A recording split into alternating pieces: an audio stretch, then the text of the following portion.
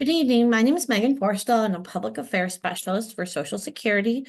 And this evening, I'll just be going over some brief information regarding our disability programs and the application process.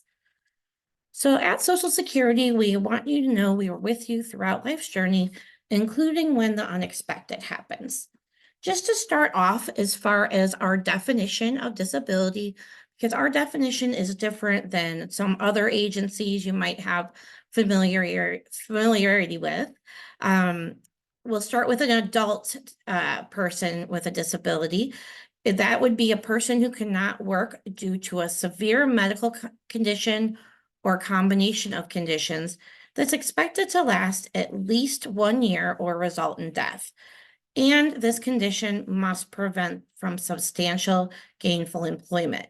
Now, substantial gainful employment, or we also call it substantial gainful activity, or SGA, that is a dollar figure every year. So when we're talking today, we're just going to be talking in 2024's figures. So for the year 2024, that definition of SGA is if it's any impairment other than Social Security's definition of blindness, then the ability to work and make $1,550 a month gross is what they're looking at when they're making a medical decision. Can the individual, despite their impairments, work and make $1,550 a month?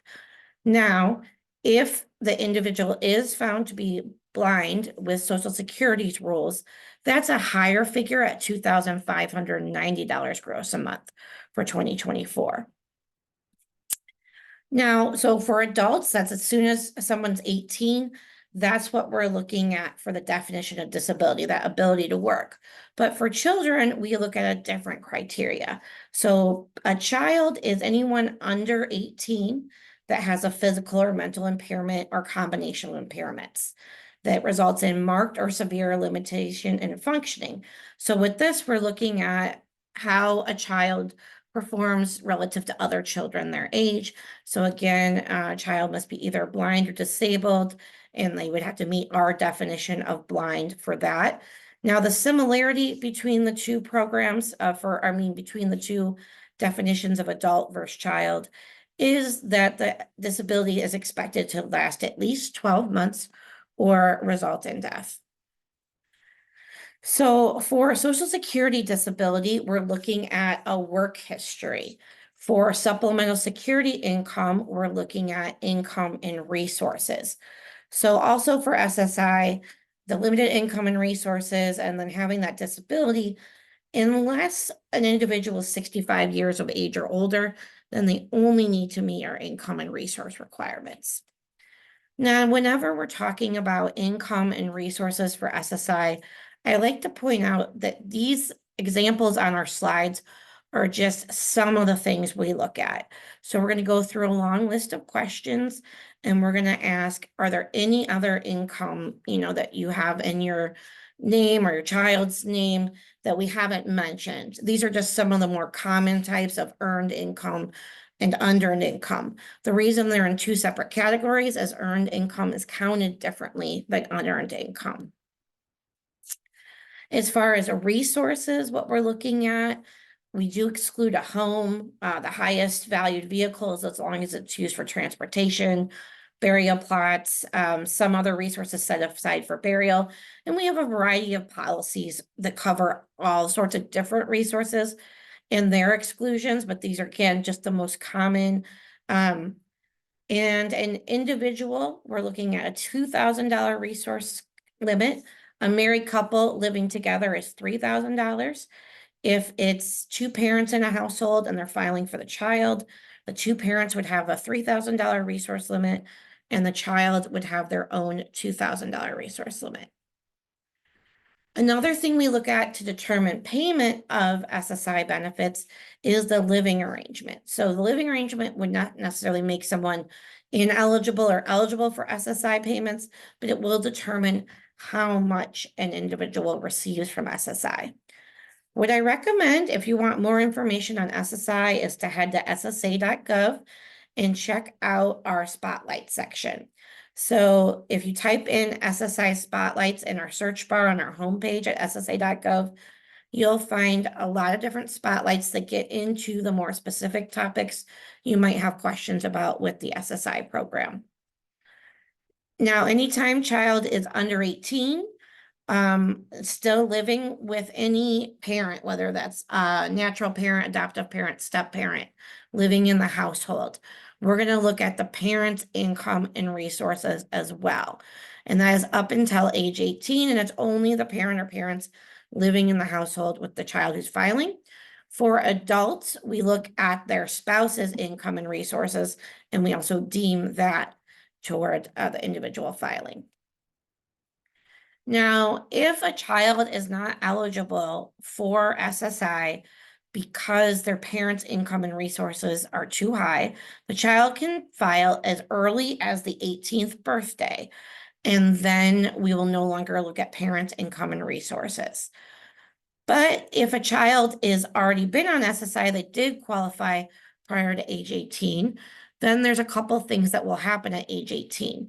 We're going to do a non-medical review of income and resources and living arrangement to see if the child who's now turning into an adult is paying toward food and shelter, and stop looking at the parents' income and resources.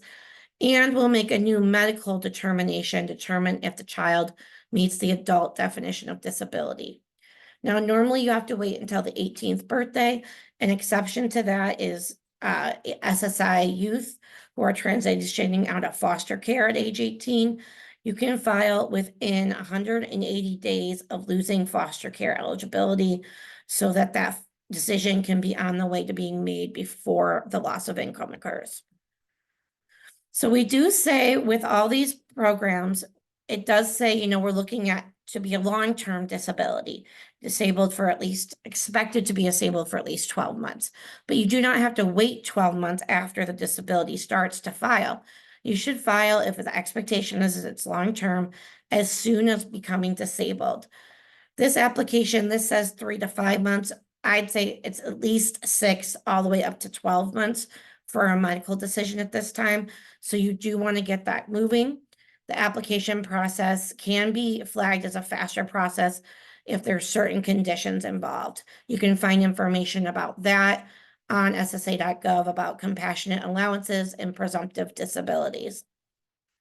To apply for benefits as an adult, you can always start the process online through the Social Security application and go on to the SSI and the Adult Disability Report, or you can call our toll-free number 800-772-1213 and make an appointment. For children under 18, you do need to schedule the appointment for the income and resource part. There's nothing available online for that for SSI, but you can do the Child Disability Report online, which is the medical and school information.